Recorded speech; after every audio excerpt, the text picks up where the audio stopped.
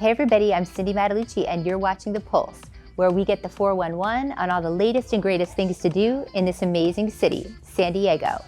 From the newest bars and restaurants to the chicest boutiques, to the gyms and the trainers that are getting the people of this city buff 365 days a year, to the place you want to go to get your spa on. I'm exploring it all for you, and of course, having fun along the way. So come with me while we put our finger on the pulse of San Diego. Today's episode was brought to you by Windus Fernandez Brinkkord from Trilogy Financial Services. For all your financial needs, Windus and her team have got you covered. On today's episode, we start our show on location at the Better Business Bureau, serving the Pacific Southwest in their Ignite sparked by BBB Space. Next, we get expert advice on how to safeguard your family online with cybersecurity expert Kyle Hanslovan. Ignite Sparked by BBB is a collaborative, inclusive, and multi-use co-working and event space dedicated to entrepreneurial and small business success. We take you inside. Watch this. We are at the Better Business Bureau serving the Pacific Southwest today. We are in the gorgeous Ignite Sparked by BBB space.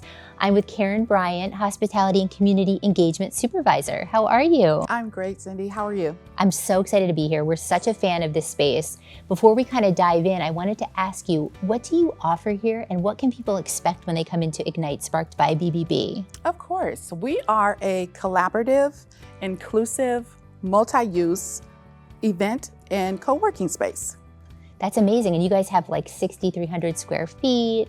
Absolutely. We have 6,300 square feet of space. It includes 5 beautiful conference rooms. We have a state-of-the-art podcast studio. And then, of course, our open collaborative space, which is perfect for networking, for workshops, for training. And then, of course, co-working. You can actually come in and co-work with us each day. We offer a drop-in day pass as well as monthly memberships. That's amazing. And if you're BBB accredited, you get free hours as well. Absolutely. So as an accredited business, you actually get 6 free hours that you can use in any of our conference rooms. We give 4 free hours to our nonprofits, and actually other discounts are available to them. That's so amazing. And then there's so many other co-working spaces in town, but what would you say sets you apart? Oh yes, definitely our hospitality, hands down. It is definitely our fundamental principle. We want to make sure that we roll out the red carpet for every single guest that walks through the door. When you walk through that door, you're going to get a warm greeting. You're going to have thoughtful amenities. We provide coffee, we have tea, we have snacks, we have beverages. We want to make sure everybody is fueled and focused. And you guys have a dedicated team, so you can sort of curate things for everyone. Absolutely. So we actually provide everything. So if you're having a meeting here, all you need to do is bring your laptop. We provide all of your AV support. We even have equipment that allows you to be able to do a Zoom type meeting. If you're doing something virtual, it's like a wireless camera system. So you don't have to worry about anything. You don't even have to have technology experience. I'm here for that. I love that. And I can endorse you guys too, because we actually have our elite networking group meetings here. The ladies love this space. There's ample parking. We come in, there's PowerPoint, there's a presentation. You guys have a list of caterers that you can recommend for events and things like that. So we just love it. We love the energy and just the collaboration here. We actually pride ourselves in anticipating the needs of all of our guests. Well, we have to talk about the parking, right? I mean, you guys have how many parking spaces? Oh my gosh, we have 82 parking spaces. Yeah. And you know, in San Diego, that's a huge thing. What would you say your favorite part of your job is here? Oh yes. The favorite part of my job? Definitely the people. I love meeting people from all walks of life. From the CEOs to the brand new entrepreneurs that are just launching their business. I love the fact that they can come here and they can collaborate. It's a community. I love seeing the growth that they receive from those collaborations. It's an awesome thing. That's definitely my favorite part. I love that. And then what would you say about your mission statement? Because it's really big. Trust is huge for you guys. Absolutely, absolutely. Our mission statement is to advance the trust in all of the businesses. That is definitely what we want to do. We want to build better, ethical businesses and be able to make sure that consumers can go to them and know that they can be trusted. That's what we're here for. We're here to ensure that consumers can trust those businesses. And yes, we're here at 4747 View Ridge Avenue. Come on by, you'll meet me. I'll be at the desk giving you a big smile when you walk through the door.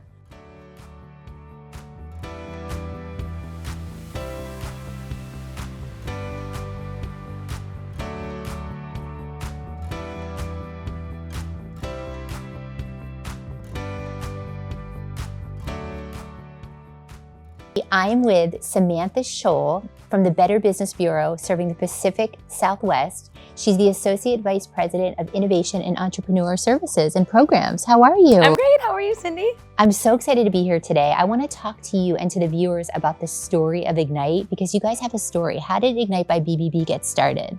Yeah, absolutely. So the BBB's been around for 100 years, and through the vision of our CEO, Matthew Feeling, he wanted to create a physical space, a space where small business owners, entrepreneurs, and the community could come together to collaborate, to grow, to share resources, and for us to provide educational opportunities to help them advance their ethical journeys, their ethical business journeys. So Ignite was born. I love that so much, and it's such a great space. And you guys have so many programs here. Can we talk just about a few of them? Oh my gosh, yes. We have tons of programs. I mean, we truly are here to be a full circle of support for small businesses, from everything from ideation, when the business has that idea and they're not really sure what to do next, to launch, to scale, and to grow. And so we have programs for these entrepreneurs every step of their journey. And when businesses are already established and they're looking to grow, we have our flagship program. It is our BBB Empower by GoDaddy Main Street Small Business Accelerator, and it is my baby. I oversee that program, and so it's very, very near and dear to my heart.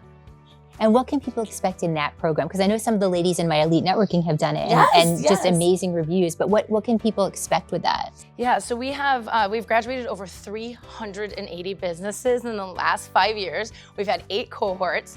It is a 12-week program. It is intense. I'm not gonna lie. It is an intensive program. You better be ready to do the work. It's 12 weeks. We meet virtual for 5 hours a week for those 12 weeks. We offer a full circle approach to entrepreneurship. We look at the entrepreneur as a whole.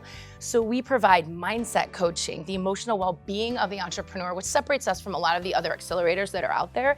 And then marketing strategies, sales techniques, everything to create a strong online digital presence, HR, legal, financial, customized mentorship, in-person networking. The list goes on and on. Benefits. I mean, the cohort receives 6 months of free co-working in this space, free website from GoDaddy. I mean, the list goes on and on. But one of the most important things is they get to be part of a community of like-minded business owners, and it's just amazing. I love that so much. And then what about your development summits and the networking events that you're having here, because you're doing a lot of that as well? Yeah, it kind of all ties in together to the spirit and the experience of Ignite. So we want to offer these educational programs to help these businesses grow and scale ethically, but we want to keep them connected in the community. So we have educational summits. These are one-day summits where we bring in educational panels, subject matter experts, leaders from all over, and then we provide a networking component too. We curate these events to make sure that the networking is intentional, it is meaningful, and folks make those connections, and then they want to come back to Ignite because they have such a fantastic experience when they're here. I love that. And then you guys just launched the BBB for Good trust mark. So tell us a little bit about this. Yes, okay, so kind of getting back to the 100-year-old organization, right? So the economy is evolving. The small business community is evolving, and folks really want to align themselves with businesses that are incorporating a higher purpose into their mission, right? We want to buy from organizations or companies that are aligned with what we want, and we know that our dollar is going further because we're giving it back to the community. So the BBB wanted to elevate purpose-driven, mission-driven businesses that are incorporating that higher purpose into their mission. And so we created the BBB for Good trust mark. And what that does is it's our social responsibility trust marks. Those businesses that are going above and beyond and hitting those standards of trust and then some, we wanted to make sure that consumers have access to those businesses. Okay, so how can people find out about your programs? Where would they go? Well, you can go to bbb.org and you'll find everything but events.bbbcommunity.org, all of the events we have here in San Diego. And let me tell you, we have a ton of events coming up, so I would definitely go there all on events.bbbcommunity.org. So I want to talk about the misconceptions about the Better Business Bureau, right? Because we were talking about that. It's not your grandfather's Better Business Bureau anymore. So people think, oh, it's just a monitor, like how to, rate or review a business, but it's really a lot more than that. It is. Can you talk about that a little bit? Yeah, I mean, that is an important part of what we do. We are certainly not your grandpa's BBB anymore, but that, we have evolved, right? Like I was saying, we've evolved, and we will always be and have always been a place where consumers can find trustworthy businesses. That's what we do.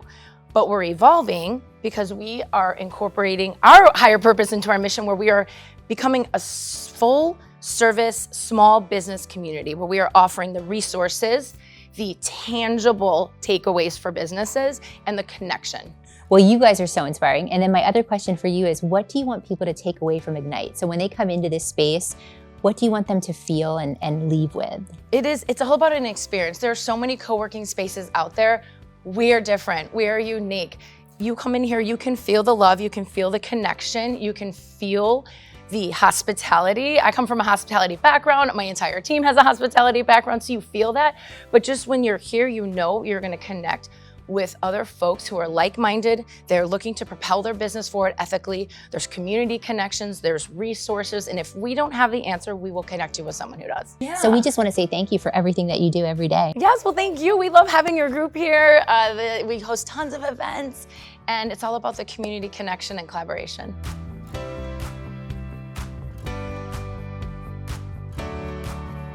I'm Yahida Hudson from YH HR Consulting. I recently graduated from Empower by BBB, sponsored by GoDaddy. I absolutely loved working with the different Empower partners. One of my favorite parts of the program was the community that BBB helped build, as well as the support from all the different partners, as well as the whole BBB team. If you're an entrepreneur going through the program, I highly encourage you to sign up for every single class. Don't miss those Friday workshops, because there's so much great information, so many great partners that BBB brings to us during this process. I highly encourage you to sign up, because you will find the resources that you are looking for, and then some that you weren't even looking for. But the biggest thing is the meeting space here at Ignite and having access to it beyond the cohort program. So the commitment to this program is extensive, but it is doable. And everything that you are learning, you're putting into practice right away. You're taking the resources that are given to you and you're able to implement them, and you have guides and partners that are there for you and help you walk you through it. So invest in yourself, invest in your business, and watch it grow. Thank you so much, BBB and Empower. This has been a great program to be a part of. I'm super excited to take all the tools and resources that I have been given and come use the Ignite space. For more information on the Ignite Sparked by BBB space, you can go to www.ignitesparkedbybbb.org/San Diego. For all their information on this space and upcoming events, visit events.bbbcommunity.org. Kyle Hanslovan is one of the most dynamic cybersecurity leaders and top ethical hackers on the planet. His humble beginnings as a cyber warfare specialist in the U.S. Air Force quickly skyrocketed to a career as a National Security Agency cyber operator, and today he stands as the visionary CEO empowering Huntress Labs in the fight against unethical hackers and global cyber attacks. Today, his company is valued at $1.56 billion, and he just hit true unicorn status. We talked to Kyle about safeguarding your family online. Check this out.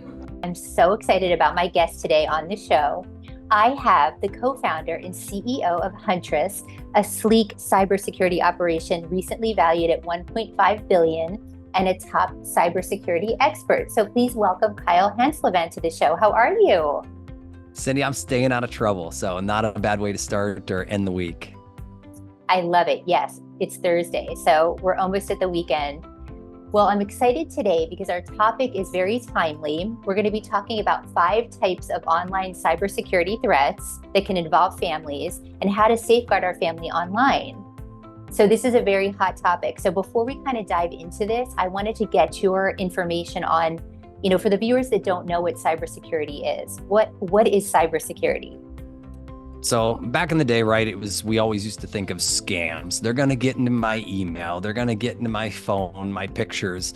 But to be honest, it's kind of like rapidly evolved to a full functioning business. So some of these cybercrime groups even have like HR departments, then they have time off. And what's wild is if you think about it, people are literally making a living off of targeting you, whether that's your computer, your devices, or all the different apps we use these days. So it's kind of changed a lot over the last 20 plus years. So I want to talk about the clever tactics that cyber scammers use to trick people into sharing their information online, because it seems like that's happening a lot, and how families can kind of spot this and avoid this. So if you think about a cyber criminal, right, they're not just some person with a hoodie in their parents' basement anymore. They're somebody who's like creative, somebody that knows that they could use urgency, or they can kind of trap you in the places you're not expected to be targeted. So I will tell you, just like the maybe creeps on social that try to slide into your DMs with bagged pickup lines, cyber criminals aren't just hitting your email box with like good old-fashioned phishing and spam anymore. They're trying to get you in places that you expect to be contacted from people that you expect to be like reaching, meaning they're gonna, analyze your social. They're gonna figure out who you're talking to, and when they do reach out, it's gonna be from somebody that you might feel that you have a relationship from. So when you talk about clever tactics and tricks, this could be somebody referencing like, hey, I'm on vacation this week, I need this. Or even worse, with some of the creativity with like, could I use AI to spoof somebody's face or do those deep fakes? We're starting to see actual like audio where it even sounds like maybe your CEO left you a voicemail, but it wasn't that at all. So if you can't tell, the hackers are using these same creative tools that we're using to have fun to kind of up level their game too. Well, yeah, and I was going to ask about AI. I had some other questions for you, but should we be worried about AI? I mean, it seems like, there's apps that are third-party apps. There's so many different things. Like, is that something that you think we should be worried about?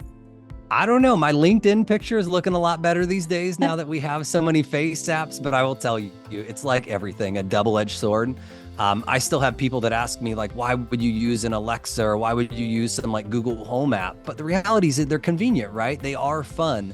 And so I always warn folks, just about anything could be dual purpose. Just like a car can be used to deliver, kids at school, they could be used to accidentally or purposely run somebody over, but we don't outlaw cars. So this is just, I think, a changing of the times, and we've got to get a little bit more aware that when you think you're talking to somebody, or when you are seeing a video, even if it's from somebody you're expecting on FaceTime, is it actually a much better filter and not just that silly like Bitmoji look? I will tell you that for me, I say we have to embrace it, but that also means we have to level up our own kind of like personal vigilance. That's good advice. I love that. Okay, so how can parents protect their kids from cyberbullying on social media? So amazing questions. I've got 3 little ones of my own, and I'll tell you, in 2024, right?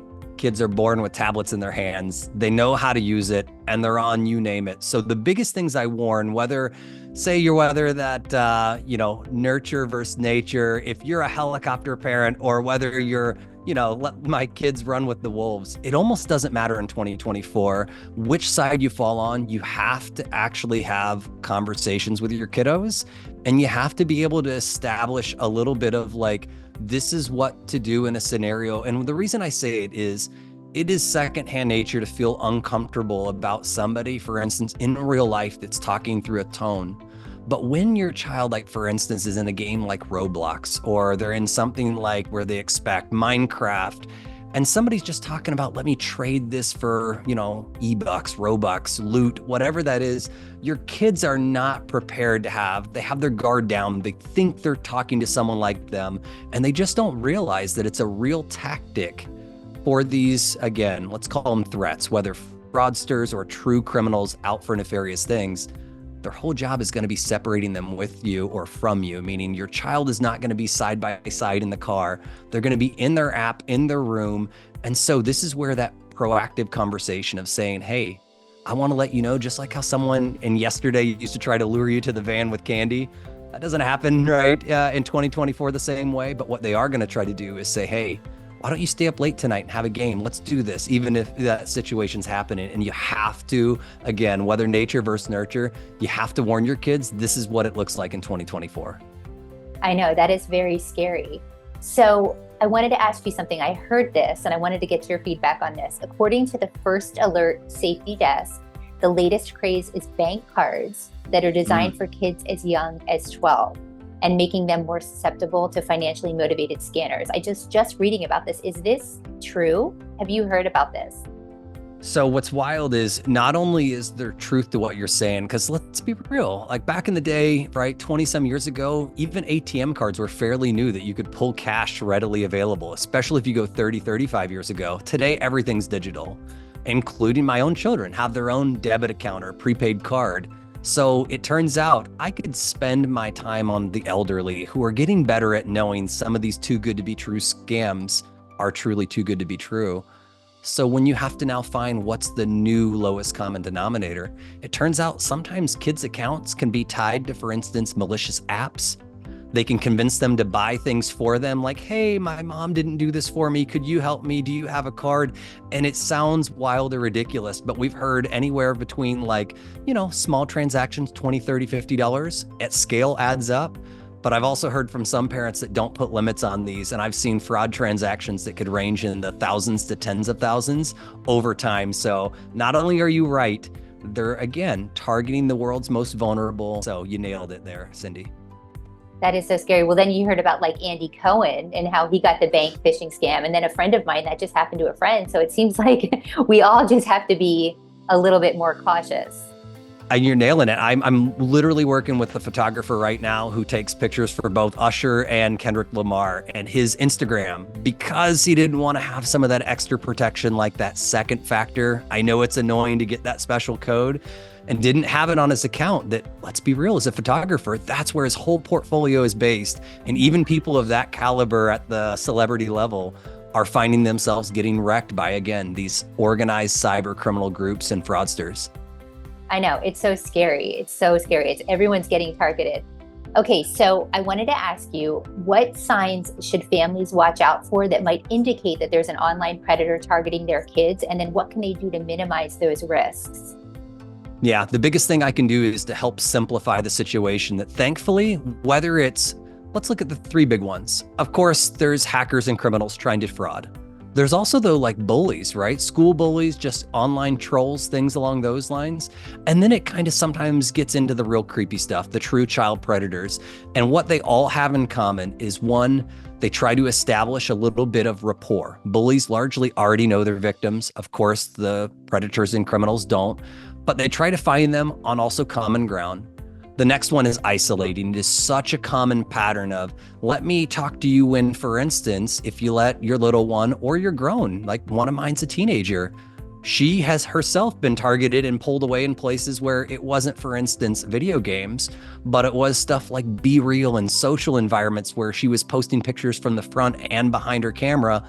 And she disclosed where she went to school, things of that nature. And unfortunately, that type of what we call as adults social engineering is happening, where it's just manipulating kids in environments where they think they're safe. And the one point I want to say about what we can do about it, let's be real. If you took a child away fully from their phone, or fully from, I'm not going to give them TikTok, or I'm not going to do this, it does work for some parenting styles. And I'm fully respectful for anybody of how they want to parent.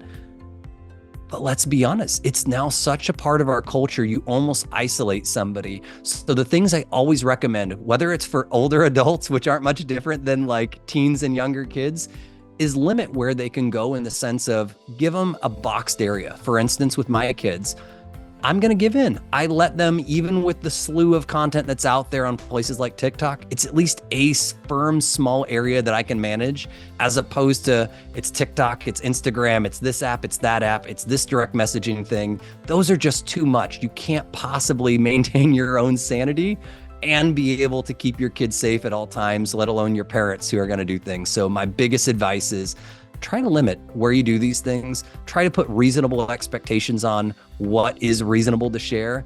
And then when you do fall for it, it does happen.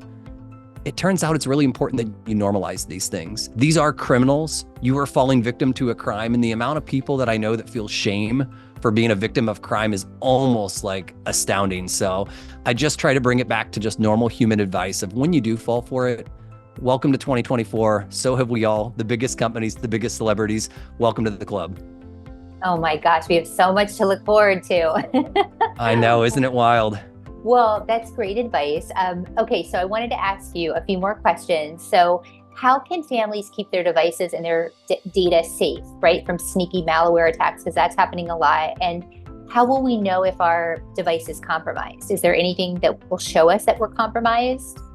Yeah, I'm going to bring some of my advice up to more of the parents, right? We've been talking a lot about kids, but let's be real. We have nowadays an app for everything. Usually every app has a slightly different login or email address. And then you also have like infinite numbers of passwords, it seems like. The one thing I can share with you is I am a former government hacker. I targeted people at scale. I now protect businesses that way. And the one thing I can tell you is sneaky people who think like me, I don't actually have to go compromise all your accounts to win these days. Sometimes I just get into one website. And because we've all been told use a unique password, I know sometimes you might make the password summer 2024 with an exclamation mark. And I can probably guess if you used an older account, maybe it's fall of 23, maybe it's slightly different permutations or adjustments. But what I'm going with is you truly need unique passwords these days. And so getting tools that help you, these password managers that are low budget and will actually warn you that, hey, if so-and-so gets your password from here, they can log into the 10 other websites using the same password. For a couple bucks, something that will just remind you, help you change these complex things, it actually pays off. It's something that will save you the embarrassment instead of somebody going through maybe your private Instagram or maybe your drafts on TikTok. It's stuff you didn't want to see. It turns out a couple bucks make a difference. It also helps give you some sanity. Now, as for what can you do for malware, right? You've heard 1,000 times, don't download apps, don't go to the malicious website. Thinking about whether your true phone or your laptop, your work computer, just remember, hackers are eventually going to social engineer you. They're going to get you to the website. And the one thing you need to know is, do you have, again, up-to-date preventive software? And when you do get hacked, how do you find it when it's like early on?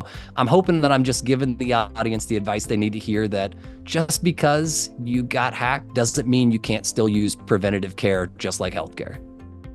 Well, I feel better already. I know my viewers will as well. And we'll have all your links up so people can find you and, what's going on with Huntress Labs. So we're so excited, and just, thank you so much for being here today. Awesome, Cindy. Thanks for a chance for just sharing with the audience of what's going on here in cybersecurity in 2024. For more information on Kyle and to learn more about his company, you can go to huntress.com. For more of these stories, head over to the website at thepulsesd.com. Make sure you're following us on social media for all the behind-the-scenes fun at The Pulse SD.